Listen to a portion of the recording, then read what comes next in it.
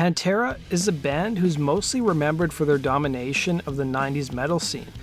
A lot of people don't talk about their early days, more specifically their first 3 albums with frontman Terry Galze, before Phil Anselmo joined the band. The band didn't have overnight success. They took almost a decade to break big, and they started out surprisingly as a glam metal band. On the surface, they looked like just another band from the Sunset Strip, but how did they end up playing glam metal, and how did their sound finally evolve into the Pantera we all know and love?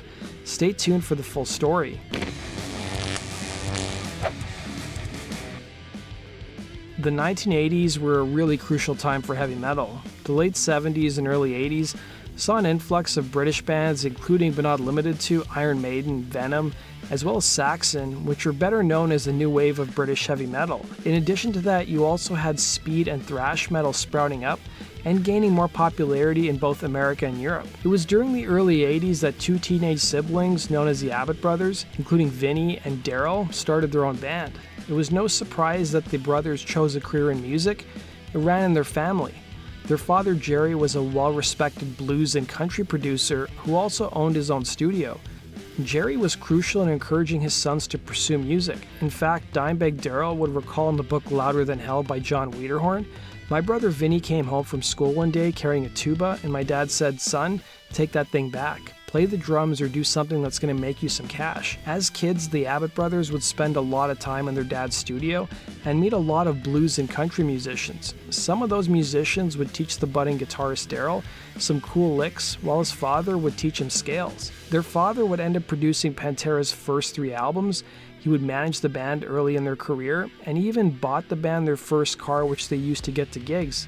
Initially, the Abbott brothers both started playing drums, but after a few weeks, Vinnie got better than his brother and asked his father to buy Darrell a guitar. Vinnie would recall the early days of his brother playing the guitar, revealing in Louder Than Hell, "I used to walk by his room and see him with Ace Frehley makeup, standing in front of the mirror holding the guitar. I said, 'Are you ever going to learn to play that thing?' I never thought he would. One day he comes into my room and says, 'Are you ready to jam?' He plugs in and starts playing Smoke on the Water. We played it for 5 or 6 hours and we were hooked forever," he'd say. The brothers would attend Bowie High School in Arlington, Texas, where they met Terry Galze and Tommy Bradford. Glaze at the time played guitar and wanted Vinnie to join his band with Bradford, but Vinnie made it clear that he came as a package deal with his younger brother. They would agree and add singer Donnie Hart, who had a PA. The lineup underwent several changes, and they soon lost their singer as well as bass player before adding bassist Rex Brown. Terry Galze, meanwhile, would move from guitar to vocals, and they would shrink the lineup from a 5-piece to a 4-piece. Brown would remember his early days in the same book, revealing, "When I first met Darrell, he must have been 14. Me and Vinnie were in high school, and Darrell could barely hit a bar chord, but he learned fast. He was a natural," he'd remember. And that was absolutely true. By Dimebag Darrell's own admission, he only ever took 1 guitar lesson in his life and never went back for a second one. He would ditch school, and guitar became his main focus in life. And soon enough, he would start winning guitar contests and getting free gear, but at one point he was banned from entering any more guitar contests because he was so good, and instead, he would start judging guitar contests as a teenager, according to Glaze. This one was won in a guitar contest. You're kidding? Yeah, it used to be Burgundy. I won it in a guitar contest. They used to do these guitar contests. I had like 7 of them, 8 of them back to back. I got Charvels. That's where I got turned on to Randall. Then after I won 7 of them, they said, "Okay, no more guitar contests for you. You're the judge." They made me the judge. It was very cool. The band would go by several monikers before landing on the name Pantera, including Gemini and Eternity. The first name that me and Dime ever came up with for the band was Gemini, following in the footsteps of bands like Journey, Heart, stuff like that. Oh, sure. Then it elevated from Gemini to Eternity, which was much cooler.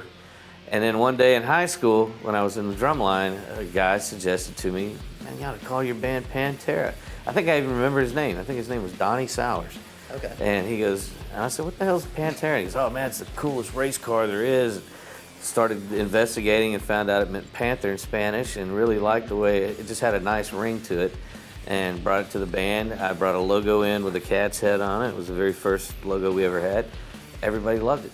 The members themselves would also take stage names, with Darrell referring to himself as Diamond Darrell, while Rex Brown would become known as Rex Rocker. With a stable lineup in tow, the band soon started building their reputation in and around Dallas, and even started opening for some big-name acts including Quiet Riot, Dokken, and Stryper. What none of the bands Pantera opened for knew is that within a decade, they would reinvent metal and dominate the 90s, something none of those three acts would do. Terry Galze would tell Ultimate Guitar what the early days of the band were like, saying, "I don't think anybody was difficult when there was no money involved. We were just doing it because we loved it. Everybody was pretty easy," and by Glaze's own admission in Louder Than Hell, the band was making about $150 a week playing gigs, and everything they made basically was put back into buying gear. Going on to say, "I can't imagine how hard it might have been once finances got involved. That's usually where the difficult part comes in, probably when they started getting really big.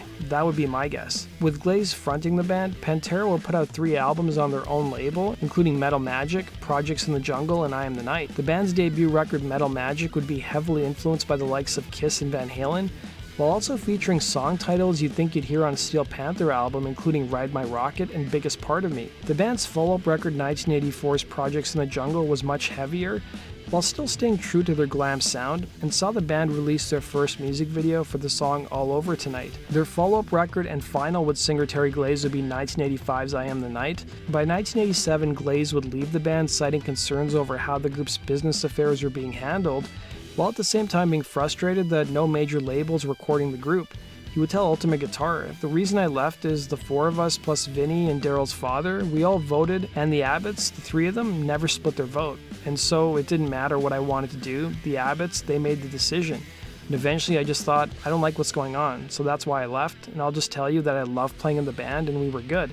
It wasn't the 2 hours on stage, it was the other 22 hours of the day when we wanted to kill each other, which is typical for artists. I loved the music, I had no problem with it. It was just getting along when we weren't on stage." The members of Pantera have discussed in previous interviews how musically they also wanted to go in a heavier direction that was more influenced by the likes of Slayer and Metallica, while Glaze leaned more towards Van Halen. Despite what fans may think of Pantera's first 3 albums, they were important in giving the band a level of comfort and experience in a studio setting. In addition to that, while the band didn't tour a lot, they played a lot of gigs in and around Arlington and the Dallas area, and it was pretty common for them to do multiple sets a night, which gave them a lot of experience at live gigs. Back in those days, a lot of club owners wanted bands to play covers and not originals, so in Pantera's early days, the band would maybe play 2 sets of covers, with a third consisting of some original material. Following Glaze's departure, the band would audition several singers before Phil Anselmo tried out and joined in 1987.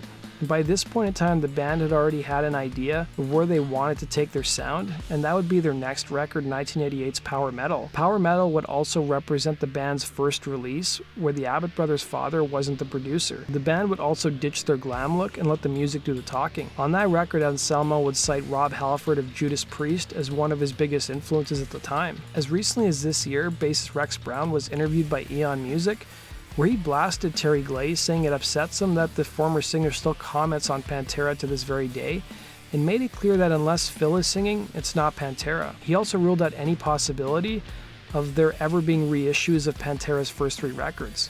Glaze, for his part, would go to college and spend his post-Pantera days playing in other bands as well. Both Glaze and Anselmo have also been pretty complimentary towards each other's time in the band as well. That does it for today's video, guys. Thanks for watching. Be sure to like button and subscribe, and we'll see you again on Rock and Roll True Stories. Take care.